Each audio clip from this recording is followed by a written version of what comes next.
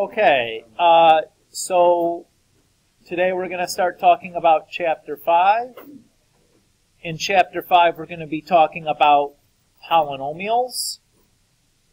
Today we're going to start with just some basic vocab and then talk a little bit about how we can kind of combine polynomials together, do some operations on them. But the bulk of today is going to be some vocab stuff, okay? So there's just some terminology that we need to kind of get familiarized with before we can kind of get too deep into here. All right. So we'll just start with some vocab.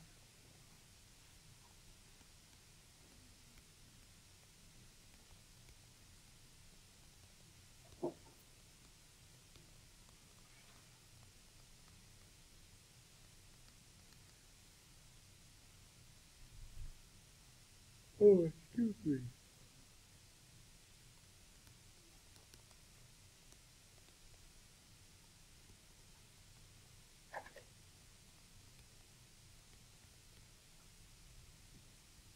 So a monomial is the first thing that we'll define, and a monomial is just the product of variables and a constant. What do we mean by constant?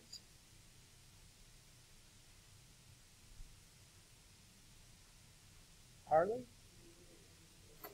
Yeah, in fact, it's just a number, right? Like 7 or -0.5 or square root of 18 or 5.632598160, whatever. Everybody's okay with that idea? Okay, so let's look at some examples, and we're just going to decide if this is a monomial or not.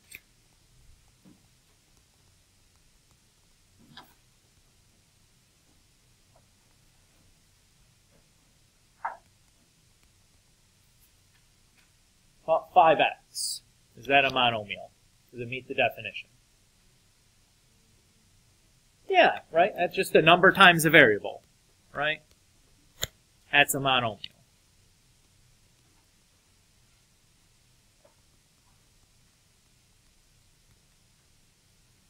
How about 1/2 x squared y to the 5th? Is that a monomial?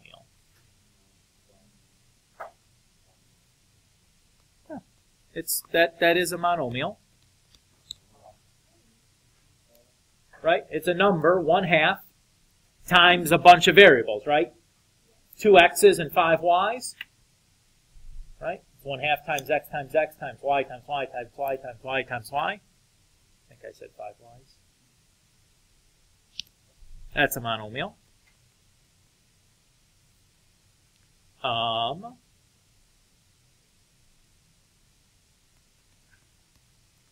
What about this? Is this a monomial? Yeah, this is. Why is it a monomial? Looks like it's division. Isn't that still the same thing as 1/3 times x, though? Now, would you say it's a monomial? Yeah, so this is a monomial.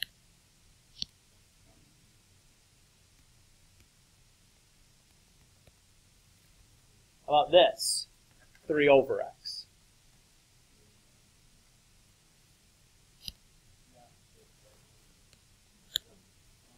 No. And you're probably mad right now. You're going, what the heck? Well, if we tried to do the same thing, we'd say 3 times 1/x, right? But what operation is going on between the 1 and the x there? Division. Is there any way that you can write this so you're not dividing by a variable? No. This is not a monomial any way you slice it. So the takeaway, what's the difference between C and D? Where the variable is at, right? If the variable's in the numerator, it's fine. It's a monomial. If it's in the denominator, that is bad. Not a monomial. Everybody see the difference there? Okay.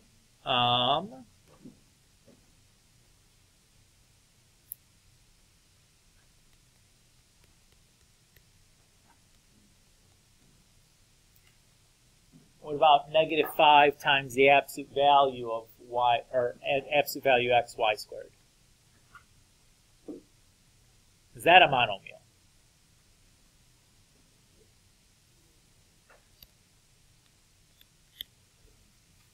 No. What's the problem?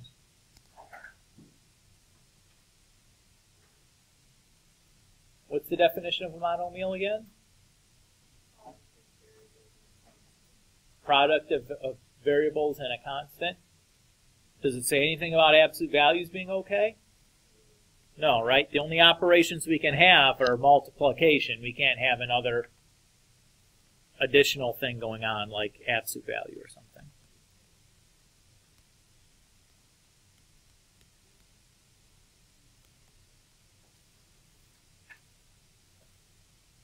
How about square root of 2x squared y to the negative 3? Is that a monomial? No. Well, square root of 2 is just a number. That's not the issue.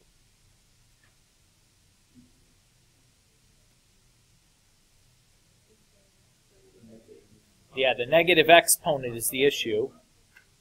What does a negative exponent mean? It means that you're making the reciprocal, right? So it's the same issue that we saw in D. Everybody's okay with that? Okay.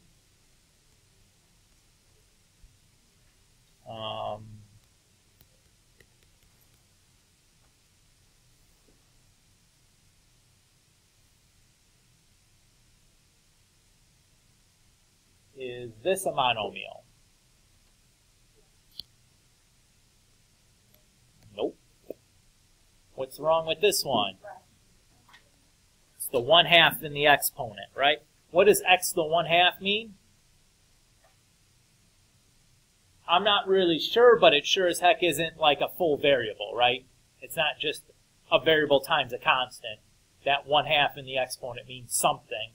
It's not just a bunch of x's multiplied together like x to the 3rd is or something. You guys okay with that idea? Okay. So just talking about these exponents, what do the exponents on the variables have to look like? Whole numbers and positive. Madison. Because you're dividing by a variable.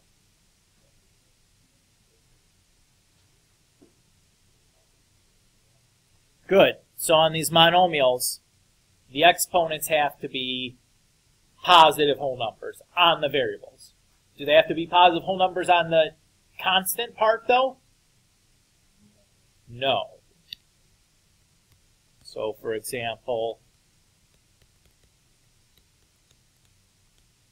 is this a monomial?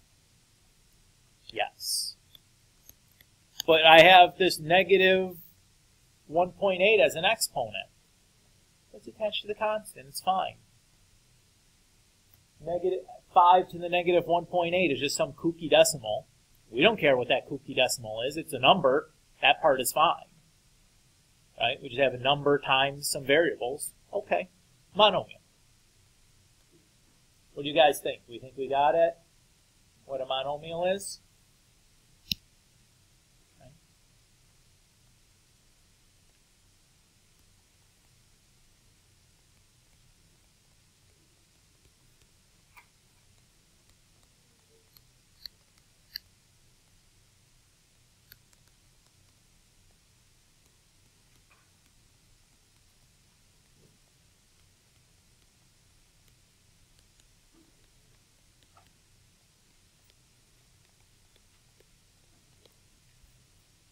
Okay. The next piece of vocab is the degree of a monomial. And that is just going to be the sum of the exponents on the variables.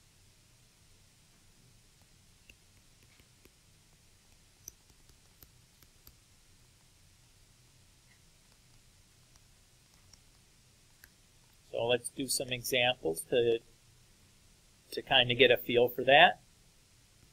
So we're just going to ask for the degree of the monomial for each of these that I'm going to give you. So each of these that we give you are guaranteed to be monomial, so you don't have to check that part first. We're just going to be looking for the degree.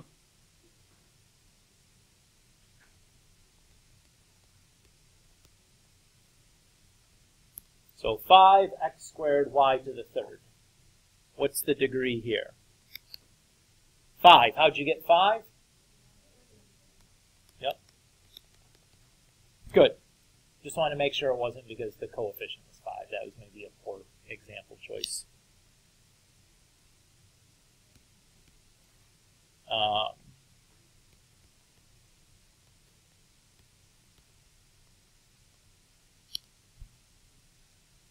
What's the degree for b? Nope. It's 9. Yeah.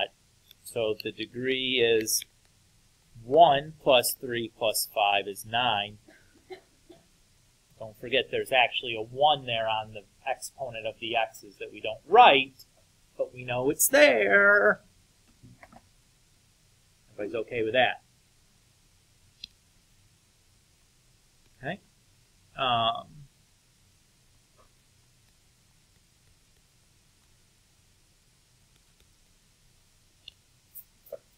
What's the degree on this one?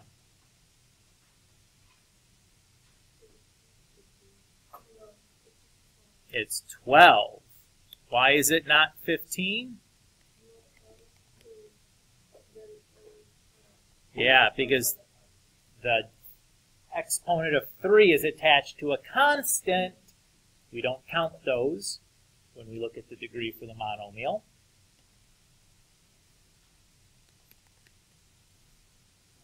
I think that's all the trickiest situations I could give you. That's about all the different ways I could try to trick you on that problem. There, it's not too bad, right? Just doing a little bit of adding. We good there? Okay.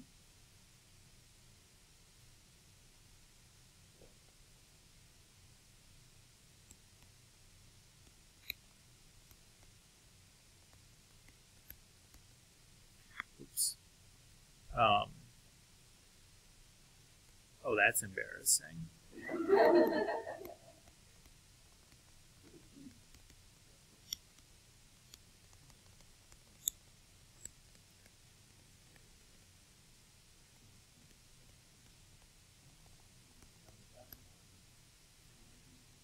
All right.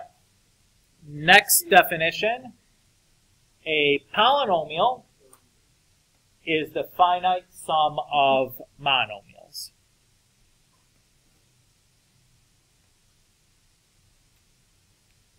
So, what does this word finite mean again? Yeah, it's like a fixed amount, right? So, could I have a polynomial where I add up 5 monomials? Yes. 10 monomials. 10,000 monomials. 10,000 million billion monomials. Infinite monomials? No. Okay. If I add up an infinite number of monomials, that's something different. Maybe if we have time in second semester, we'll end up talking about that. I'm not quite sure yet. But the key here is that it must be finite. So let's look at some examples.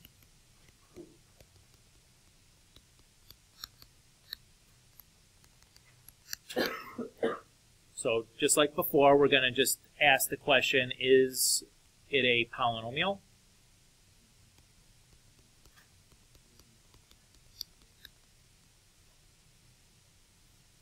So 3x squared plus 7x plus 5. Is this a polynomial? Yeah. In fact, this is a special kind of polynomial that we've already talked about. What's the name for this kind of polynomial? Starts with a Q. Quadratic. Everybody okay there? We spent the whole chapter talking about those guys. Okay, what about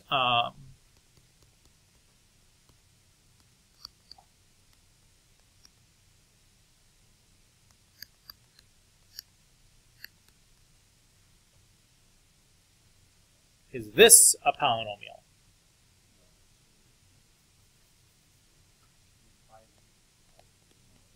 Yeah, it is. But this doesn't have to be thinking about division here, Tommy. Remember, because it's a constant in the denominator, I can think about it just 1/3 times the variable, which is still okay, right? So that's a polynomial. Did it matter that I was subtracting instead of adding? No, why not? So I can just think about addition of a negative, right? And now it's an addition problem, even though I wrote subtraction. So that's fine. Everybody's okay there?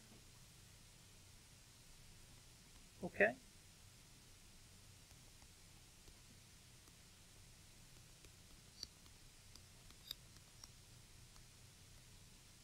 What about this guy?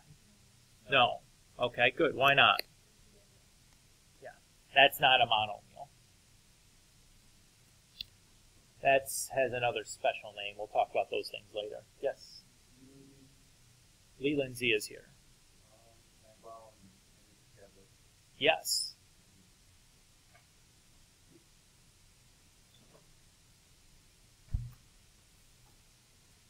Everybody feel okay about what's a polynomial?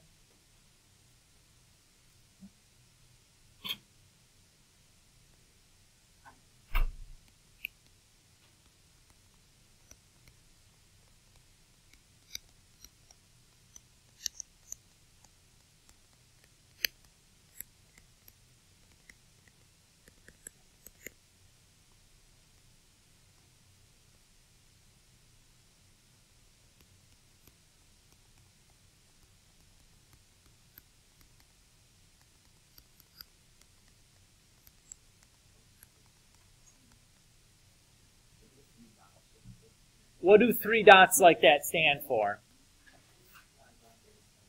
That has a name, right? English people. That's an ellipsis. What does that mean? In mathematics, if I do dot, dot, dot like that.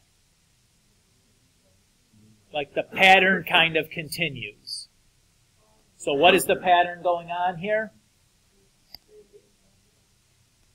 Yeah, so we're just subtracting 1. So the next one would be a sub n minus 2, x to the n minus 2, and then n minus 3, n minus 4, all the way down till you get to 1, and then 0. Is that okay?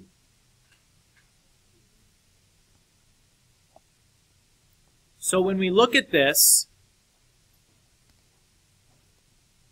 these guys here are just the names, like A, B, C, D. Why didn't we just use alphabet letters?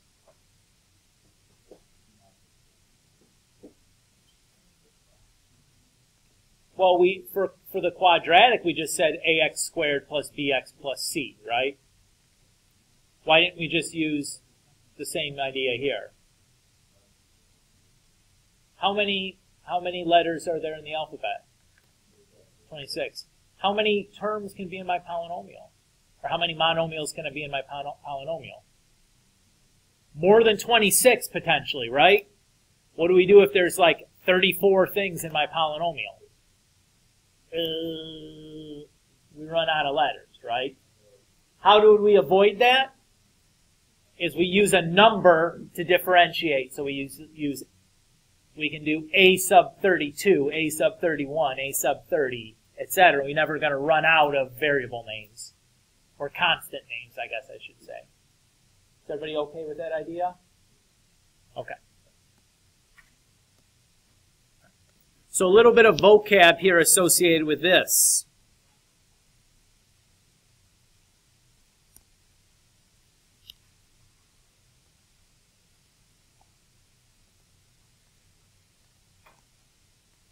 These guys are called coefficients. And we've used that word before quite frequently, right? That's just the number in front of the variable part.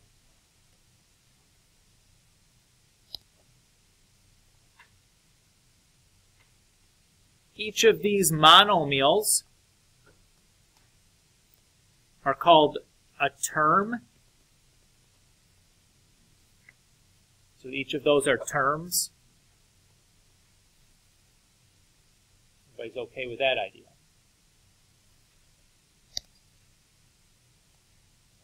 This first term has a special name. It's called the leading term. What's special about that first term?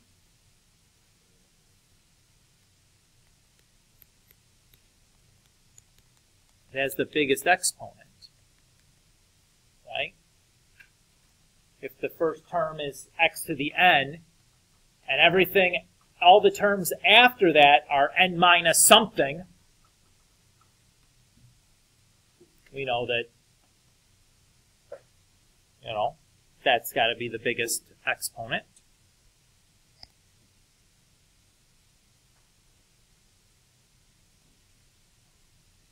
The a sub n has a special name. This is called the leading coefficient.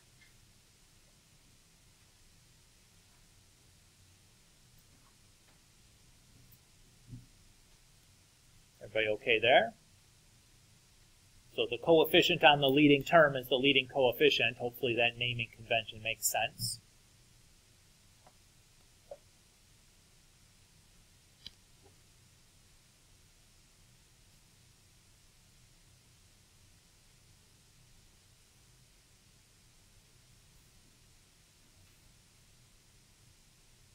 So let's do a couple of examples here.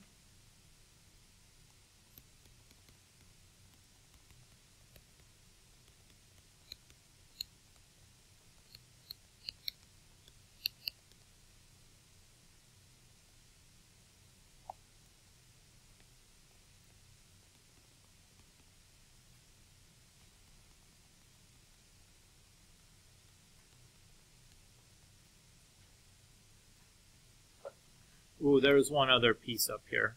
Timeout before we start this example. This guy at the end has a special name too. This is the constant term. Why do we call that the constant term?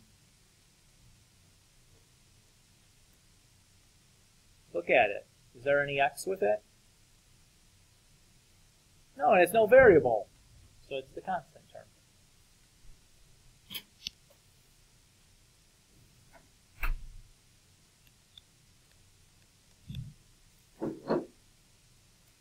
So in this next example, we're going to write the polynomial in standard form. And we're going to list the number of terms. And then the leading term, the leading coefficient, and the constant term. I abbreviated all those things. I hope that's okay.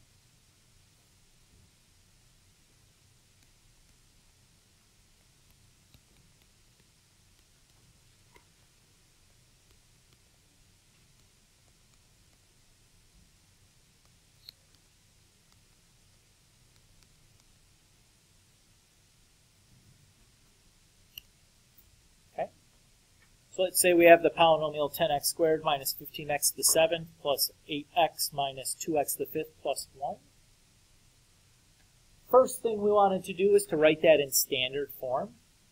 So what term is going to come first, writing this in standard form?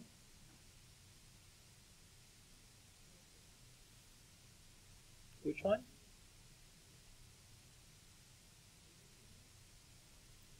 Well, if this is standard form up here, how am I ordering, how are the terms ordered?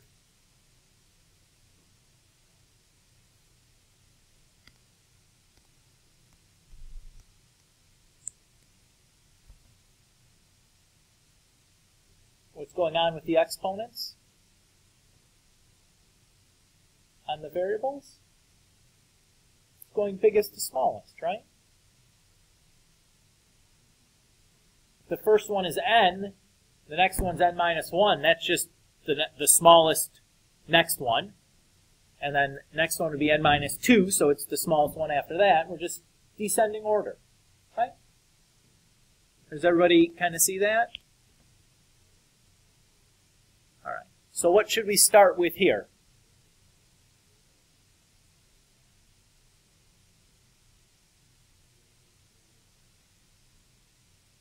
negative 15x to the 7th. Okay. Then what?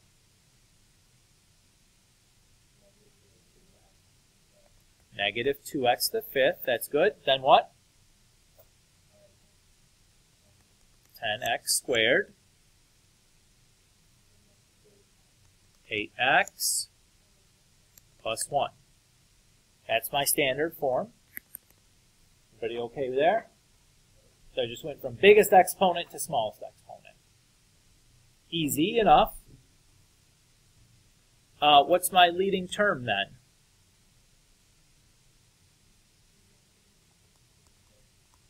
Negative 15x to the 7th. And my leading coefficient is? It's not 1.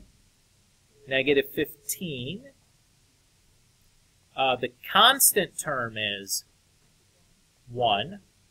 And then if I want the number of terms, how many monomials do we have here? Go ahead, Justin. Oh, okay.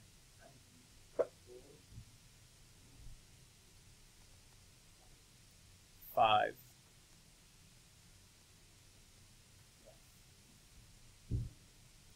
Everybody okay with that? Should we do another? You think you got it?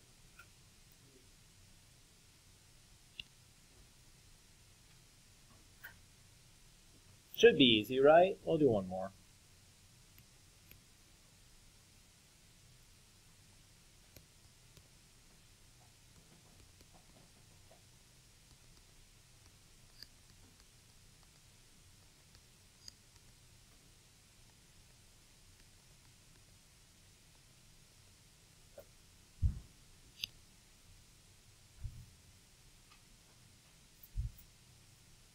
Okay.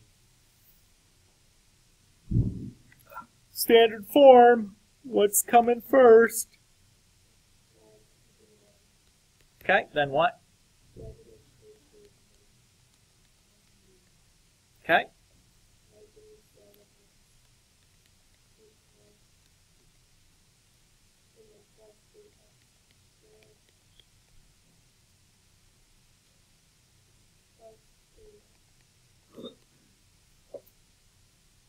Everybody feel good about that as standard form? Okay. What's my leading term? X to the 11. Okay. What's my leading coefficient? 1. Okay. What's my constant term? Not 3x. Not 3.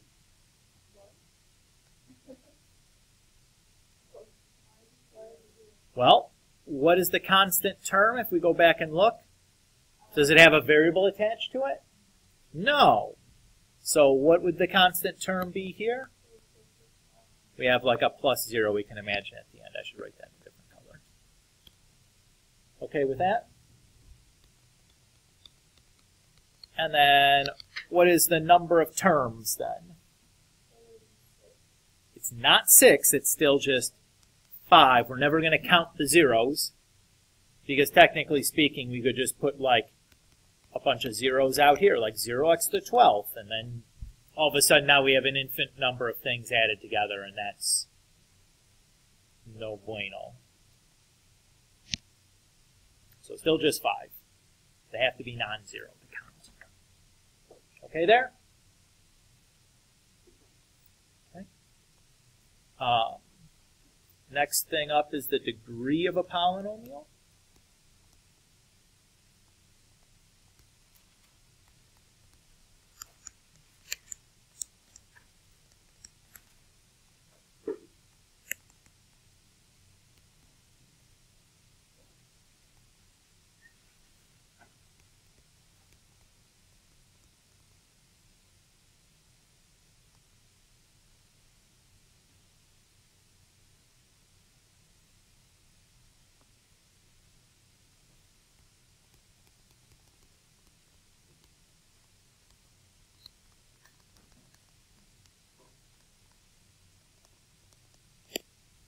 The degree of a polynomial is the maximum degree of its monomials.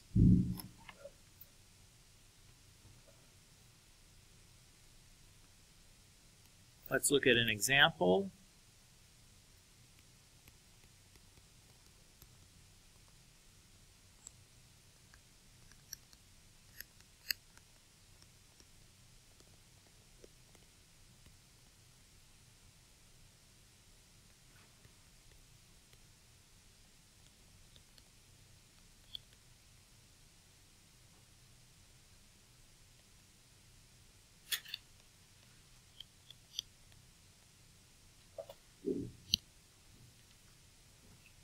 So let's say we have the polynomial 3xy minus 6x plus 7y minus 5x squared y.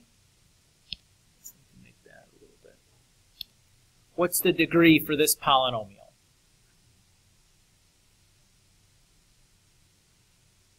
It's what?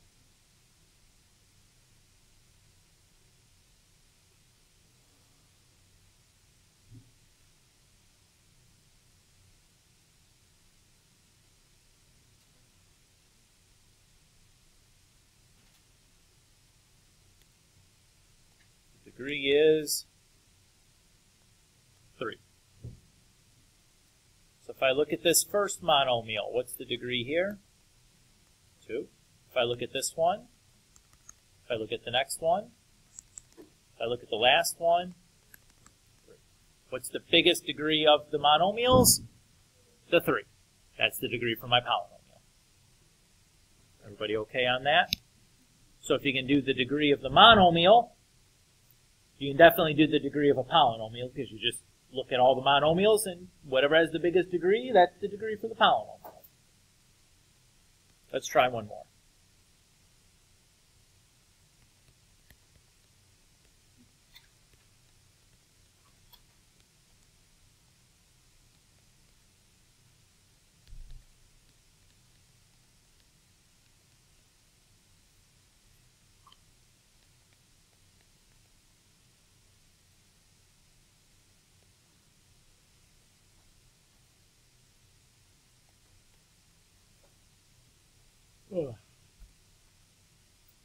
What's the degree for this one?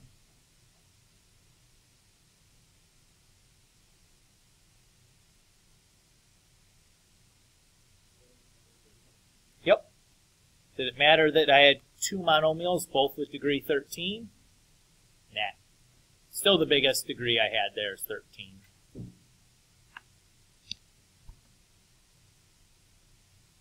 So far, so good? Okay.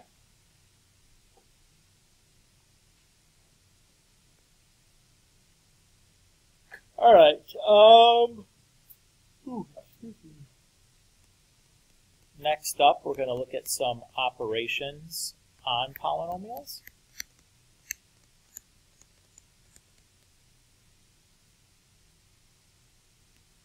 So the first one we're going to look at is addition.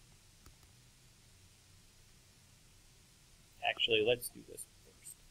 So let's do our example. We're going to use these 2 polynomials.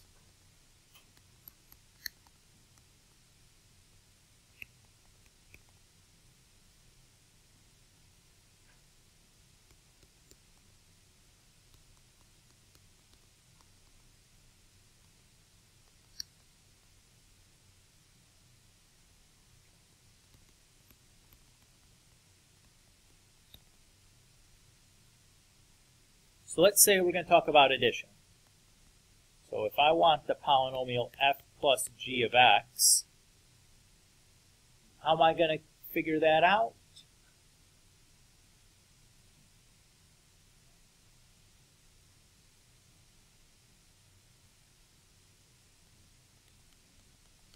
Just going to do f of x plus g of x.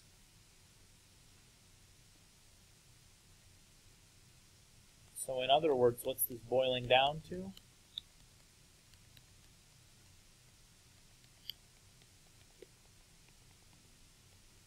Just combining like terms.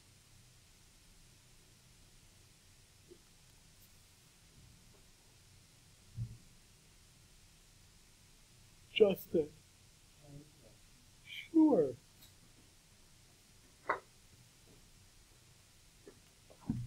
Okay. So let's combine our like terms here. What monomial should I write first?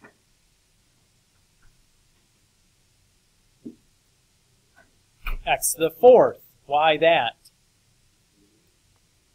We're writing our answer in standard form. Let's start with the biggest exponent, right? Then what? X to the third. Okay. And then what?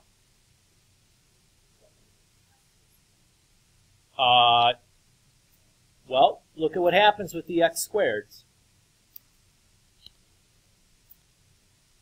If I combine those, I get 0. So I won't write anything for the x squareds, right? What do I write next? Minus x. And then last I write plus 11. Everybody okay there? So that should be easy, right? We're just combining like terms, no big deal.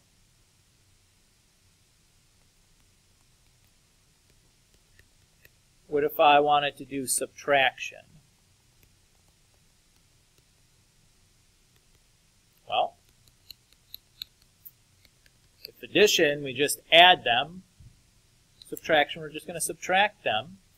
There's a little bit of a catch here, place where it's easy to make for students to make mistakes.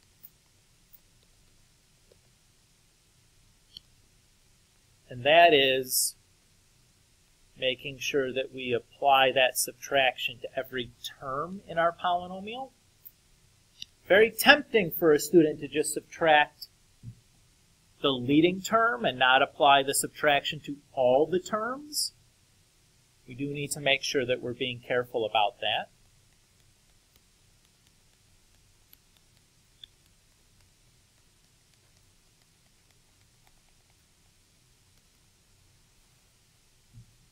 And now when we combine like terms, what would I write first? Negative x to the fourth. Good. And then what? Plus x to the third. And then not x. That's minus 2x squared, right? Now we can write the x. And last is plus 1. Okay, you got to be careful about those negatives here, folks, okay? We all see that, though?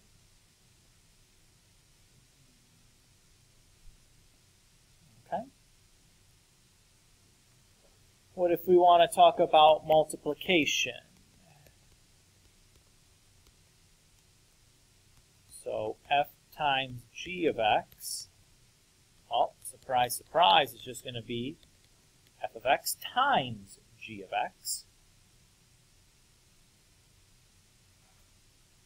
So in our case, we would be doing x cubed minus x squared plus 6 times x to the fourth plus x squared minus x plus 5. How do you think we should multiply these two things together?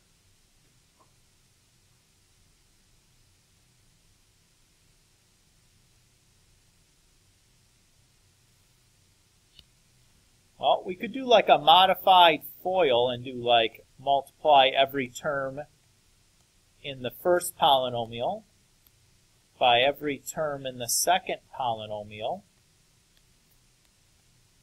But like, that's kind of a lot to keep track of. There's a lot of things going on there, and then going back and combining like terms is going to be kind of a chore. There's a little bit of a neater organizational way to do this rather than doing like a modified FOIL like we've done here. What I would suggest is we're going to use something called the grid. So what I'm going to do is I'm going to basically make a rectangle where the length is going to be one polynomial and the height is going to be the other polynomial.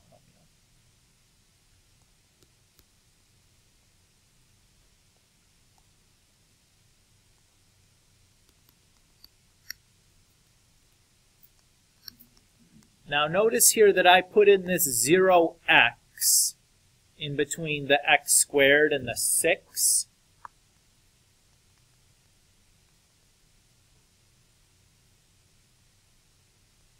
You're going to see why I did that in a moment. And then for the height, I have x to the 4th. And I'm going to put a 0x cubed there. You're going to see why I did that in a moment. Then we have plus x squared, a minus x, and then a plus 5.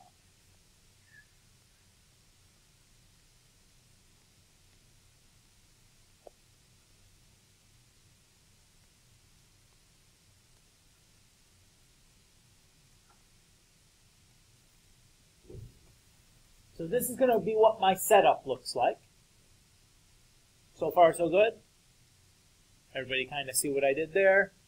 I just took one polynomial as the length and the other polynomial as the height, and then make a grid line at every term. Yep. So what I'm going to do is on each one of these boxes is going to represent a multiplication problem. So for this box, I'm going to multiply its length and its width. Everybody's okay there? When I do x to the 4th times x to the 3rd, what do I get? X to the 7th. Okay, so then I'll just move one box over. So I'll multiply here x to the 4th and negative x squared. When I do that, I get negative x to the 6th. And I'm just going to kind of continue doing this for each of these boxes in my grid. So go ahead and fill yours in. I'm going to give you guys a little bit of a head start, and then I'll fill in the grid behind you. But try to do this kind of on your own for a moment. Harlan?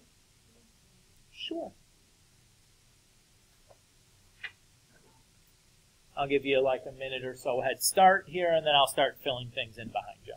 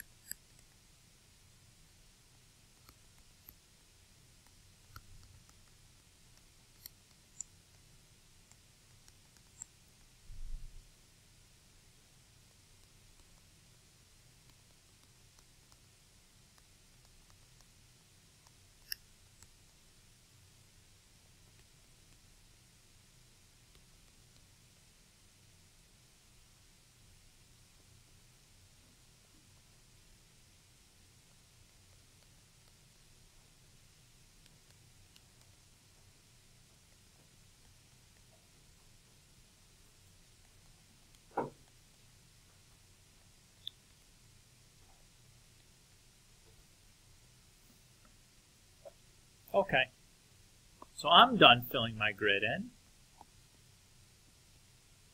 As you filled in this grid, has anybody figured out why I included the zeros?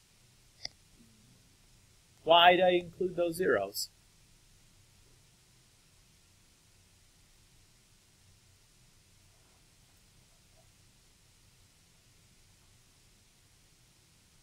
Look at the exponents on the variables, and look at all the patterns you see going on with the exponents on the variables. If I go down the grid, what do you notice about the exponents? They decrease by 1. If you look from left to right, what do you notice? They decrease by 1. If you look along the diagonals, what do you notice? They're all the same. Would that be true if the zeros weren't there? No. Right? So the zeros help just make sure everything lines up nice and neat for me.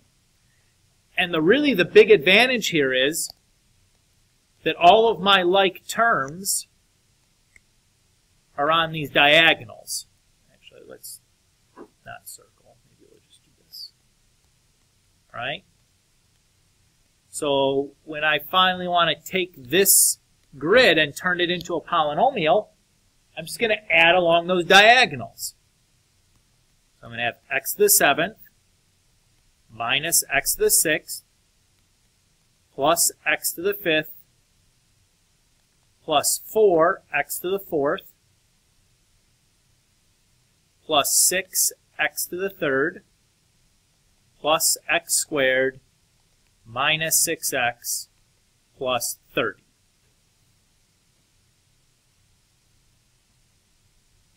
Is everybody okay with how I took that grid and turned it back into a polynomial?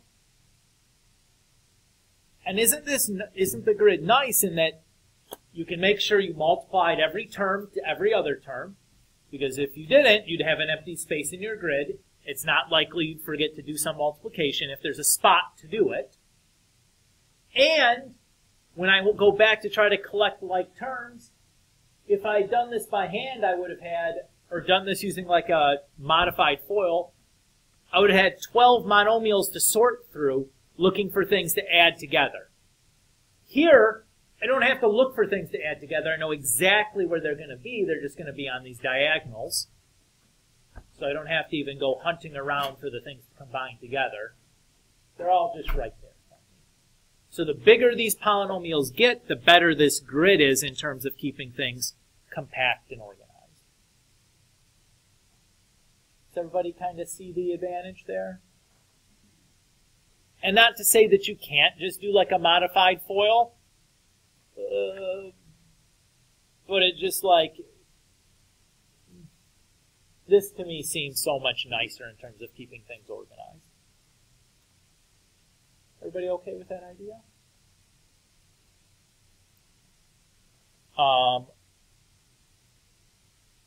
Okay, I want to point out, excuse me. I'm going to go back and look at now each of these addition, subtraction, and multiplications and talk a little bit about the degrees. So what's the degree for f? What's the degree on that polynomial? It's 3. On g, what's the degree? 4.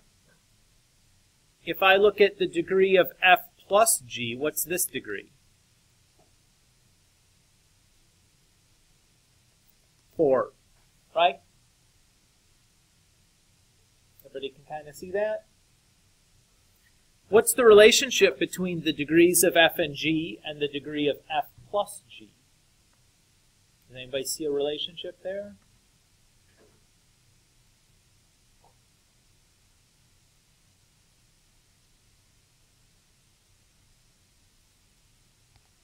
I mean, hopefully you notice that those are the same, right?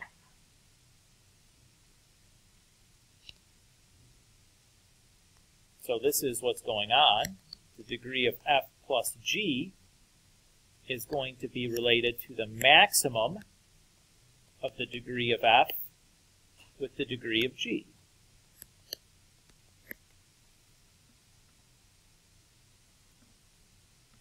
So we saw in our case, between f and g, the biggest degree was 4.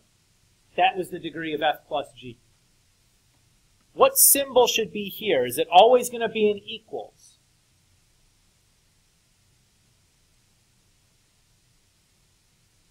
Could it ever be bigger? No, we can't get bigger, but could it get smaller? What would have to happen for it to get smaller?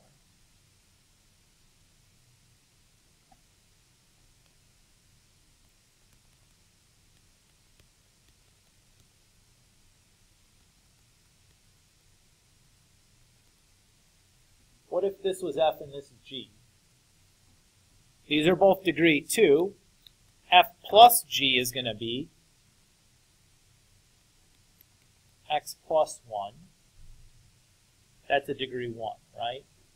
So it can get smaller. What has to happen? The leading terms have to cancel out for that to happen.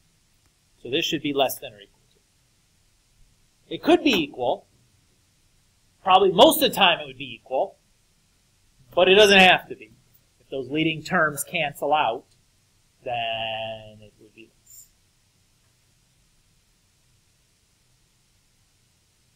What do you think's happening for subtraction?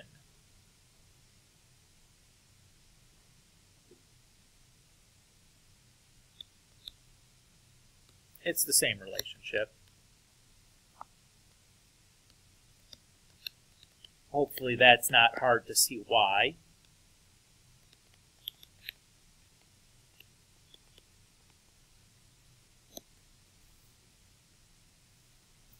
Right?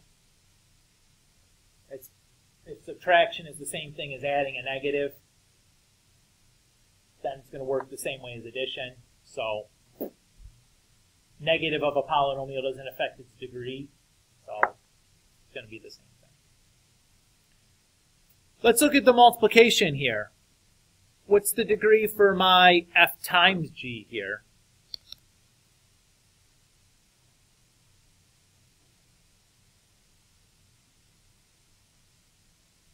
What's the degree of this polynomial that we just got? 7, right?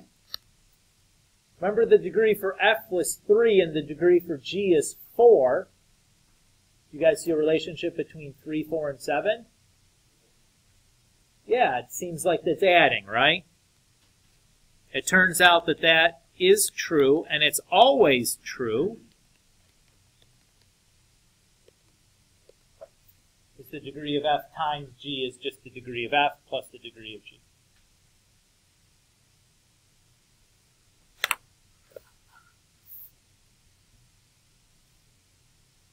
We'll stop here.